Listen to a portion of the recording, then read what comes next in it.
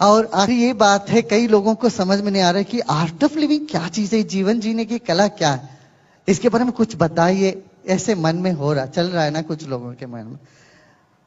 जीवन जीने की कला 5 तत्व है, इसमें 5 बातें हैं, सिर्फ 5 बातें। क्या? जीवन में सुख आएगा, दुख आता है, सुख आता है। सुख दुख में मन को संभालना, समता में बनाए रखना सबसे पहला पाठ है, पहला तत्व है। ये जरूरी है कि नहीं, बताओ? जरूरी है। अपने मन को संभालना है ना, सुख में चाहे दुख में मन को संभाल के रखना सबसे पहला। विरोधात्मक चीजें होती है, कभी हार कभी जीत, कभी लाभ कभी नुकसान, कभी खुशी कभी गम, ये आते हैं चले जाते हैं। मगर आदमी भीतर से यदि टूट जाता है, मन उसका एकदम बैठ जाता है, तो वह फिर कुछ नहीं कर पाएगा। मन को थामे रखने की कला है ये सबसे पहला पाठ। दूसरा पाठ है जीवन जीने की कला का दूसरा पाठ, जो व्यक्ति जैसा है उनको वैसे स्वीकार करें। हम चाहते हर कोई मेरे जैसे हो, कहां संभव है? सासू जी चाहती है बहू मेरे जैसे हो, जो मैं कहता हूं वही सही वही माने। बाप समझता बेटे मेरे जैसे ही करे। संघर्ष शुरू हो जाता है घरों में, समाज में। तो मैं कहता हूं जो जैसा है उनको वैसे स्वीकार करें, उनको समय दें बढ़ने के लिए, अपनी रफ्तार से वो आगे बढ़ेंगे। ये दूसरा पार्ट है। तीसरा है, ये चिंता न करे दूसरे व्यक्ति तुम्हारे बारे में क्या सोच रहे हैं। दुनिया में हर आदमी को सोचने का अपना ही एक ढंग है, विचार है। जो चाहे सोचने दें आपके बारे में, आप फिक्र मत करो दूसरे व्यक्ति हमारे बारे में क्या सोच रहे हैं। सोच सोच के आप दुखी हो रहे हो। कितने लोग इस तरह से दुखी होते हैं दूसरों के विचारों को देख करके।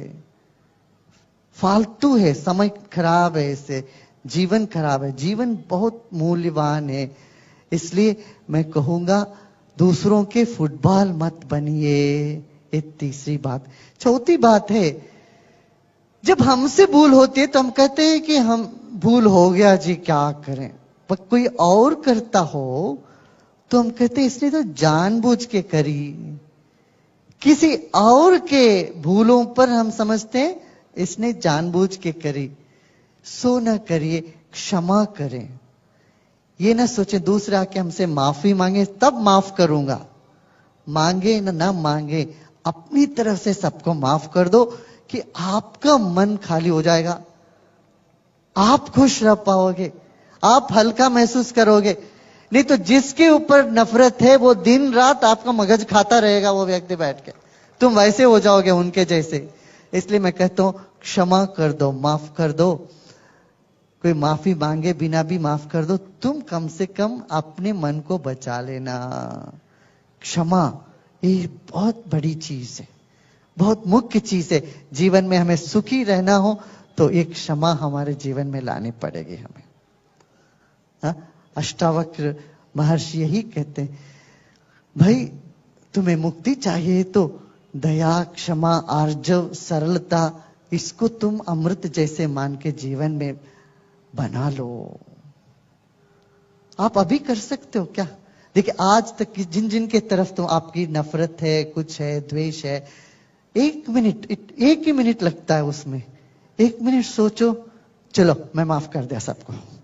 कर सकते हो? कह सकते हो? कितने लोग कह सकते हो? हाथ उठाना, हाथ उठाओ। देखो हाथ उठाओ भाई। देखो कितना हम खुश हो जाते हैं, मन प्रसन्न हो जाता है।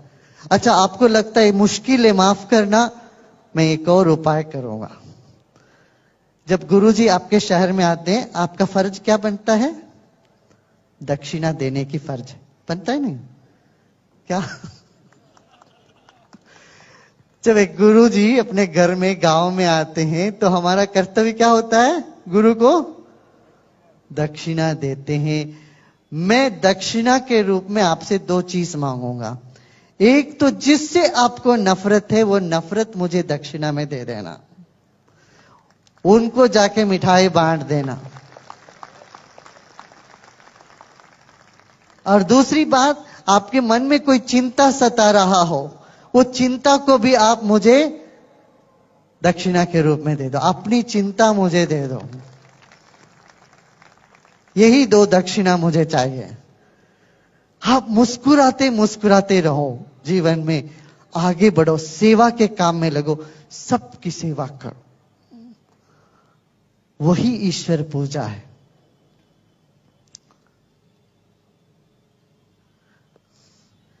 येन केन प्रकारेण यस्य कस्यापि देहिनां संतोषम जनयेत प्राज्ञा तदेवेश्वर पूजनम। ईश्वर की पूजा क्या है? किसी भी तरह से सब लोगों के मन में खुशी पैदा करो, संतोष पैदा करो, यही सबसे बड़ी ईश्वर की पूजा है। कितनी बड़ी बात, सुंदर बात कह दी हमारे पूर्वजों ने, है ना। और 5वीं चीज है, 5वां तत्व जो आर्ट ऑफ लिविंग का जो फाउंडेशन है, वो है वर्तमान में जीना। अब बीती हुई समय जैसा भी हुआ हो, उसको लेके पोस्टमार्टम करते हुए, विषाद करते हुए समय नहीं बिताना। हम 70-80% हमारा समय व्यर्थ करते हैं बीती हुई बातों को लेके। वो क्यों हुआ, कैसे हुआ, ये सब इंक्वायरी कमीशन बिठाते रहते हैं हम लोग। इसमें पैसा खर्च, समय बर्बाद, सब बीती हुई समयों को लेके अफसोस करते रहना मूर्खता है।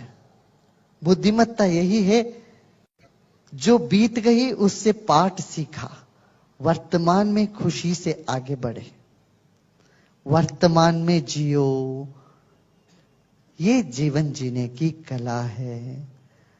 अच्छा, आप ये कहोगे गुरुजी ये सब सुनने में अच्छा है, जीवन में उतरना मुश्किल लगता है। तब मैं कहूंगा सुदर्शन क्रिया करो, प्राणायाम करो, देखो कैसे जीवन में ये सहजता से निखर आएगी।